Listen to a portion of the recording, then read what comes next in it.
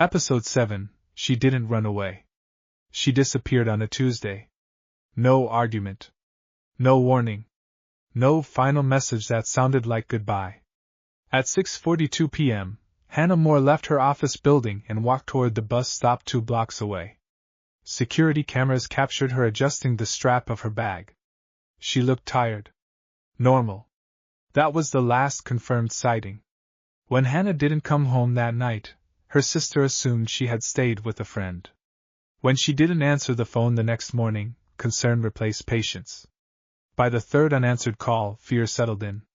Police took the report 48 hours later. They called it a voluntary disappearance. Hannah was 29. She worked as an administrative assistant at a medical supply company. No criminal history. No debts. No signs of depression. Her apartment was untouched. Her keys were on the kitchen counter. Her wallet was still inside her bag. Her laptop sat open on the desk, paused mid-email. Nothing suggested she planned to leave. But investigators focused on one detail. 6 months earlier, Hannah had ended a relationship. The man's name was Daniel Reed. 32. Construction supervisor. No record. No prior complaints. According to friends, the breakup had been clean. According to Daniel, it had been mutual. Police interviewed him once. He said Hannah wanted space.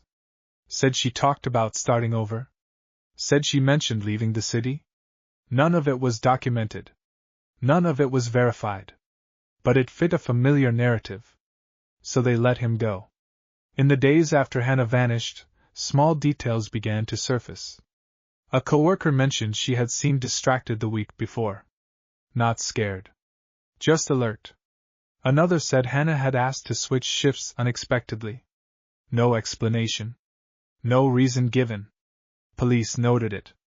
Then moved on. They were focused on something else. Her phone. It had last connected to a cell tower less than a mile from her apartment at 7:11 p.m. After that, nothing. No movement. No signal. Just absence. Daniel Reed's phone told a different story. According to records, his device was active that same evening. It connected to multiple towers, moved across town, then stopped near an industrial area by the river. When questioned, Daniel said he'd been driving aimlessly, trying to clear his head. Police accepted that answer. They did not request a search warrant. They did not examine his vehicle. They closed the lead. Because sometimes, when a story sounds reasonable, no one asks the next question. 3 weeks passed. Posters faded. Tips slowed. Hannah's name stopped appearing in briefings. Then a sanitation worker found something unusual behind an abandoned warehouse. A torn piece of fabric. Dark blue. Stained. Folded carefully, as if placed there on purpose. Hannah's sister recognized it immediately. It was from Hannah's coat. The case was reopened. Quietly. Reluctantly. And far too late. The warehouse had been abandoned for years. Broken windows. Rusting doors. The smell of damp concrete and oil. Search teams returned to the area. This time, they did not look quickly. They looked carefully. Behind the building, the ground was uneven. Recently disturbed. Poorly disguised. It took less than an hour. They uncovered Hannah's body. Wrapped. Weighted. Buried shallowly.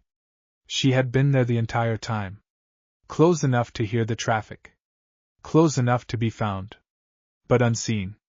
The autopsy revealed what investigators had avoided saying out loud. Hannah had been killed the night she disappeared. Blunt force trauma, followed by strangulation.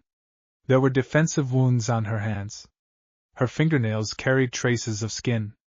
The medical examiner estimated she had fought hard. Harder than anyone expected. This was not an accident. Not a disappearance. Not a misunderstanding. It was murder. And it had been from the beginning. Daniel Reed was brought in again. This time, he noticed the difference. The room was smaller. The tone colder. The questions sharper. He denied seeing Hannah that night. Then he paused. Just long enough. Investigators showed him the fabric, the location, the timeline. They said nothing. They waited. Daniel's hands trembled. Just once. Then he spoke. He did not confess immediately. He started by correcting details. Said the time was wrong. The location inaccurate. The assumptions unfair. He claimed Hannah had agreed to meet him. Said they talked. Said she became emotional. Then his story shifted. Not dramatically. Subtly. He admitted he had followed her. Admitted he had waited. But only to talk. Only to understand. Investigators let him speak. Because every version placed him closer. Closer. The truth emerged slowly. Daniel had been watching Hannah for weeks after the breakup. Tracking her routine. Learning her schedule. When she refused to reconcile, he panicked. The confrontation happened near the warehouse.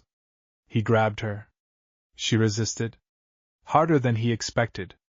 The blow was not planned. The silence afterward was. He described it without emotion. As if recounting a task. Not a life. When asked why he hid her body, Daniel hesitated. For the first time. He said he thought no one would look there. Said it was close enough to return. Close enough to check. Control, he explained, didn't end with death. It continued in secrecy. In knowing where she was. In knowing no one else did. The room was silent. Then the detective spoke. Only once. Why didn't you let her go? Daniel looked down. And said nothing. The trial began 8 months later. The courtroom was full, but quiet. Prosecutors laid out the timeline piece by piece. The disappearance. The delays. The evidence that arrived too late. Daniel Reed did not look at the jury. He stared forward. Expressionless. Hannah's sister testified briefly. She spoke about missed calls. Unanswered messages. And the moment she realized Hannah was not coming back. Her voice did not break. That was harder to listen to than tears. Daniel was found guilty on all charges. Life imprisonment. No possibility of parole. The sentence was read slowly. Clearly. Final. Daniel did not react.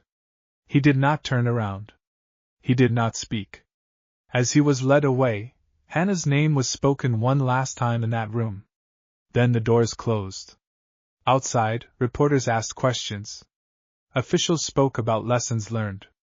Procedures reviewed. None of it changed the outcome. Because the truth had been simple. From the beginning. Hannah Moore did not run away. She did not disappear by choice. She was taken. And she was ignored. For weeks, her absence was treated as silence. Not a warning. Not a crime. Just a pause. And by the time anyone listened, it was too late.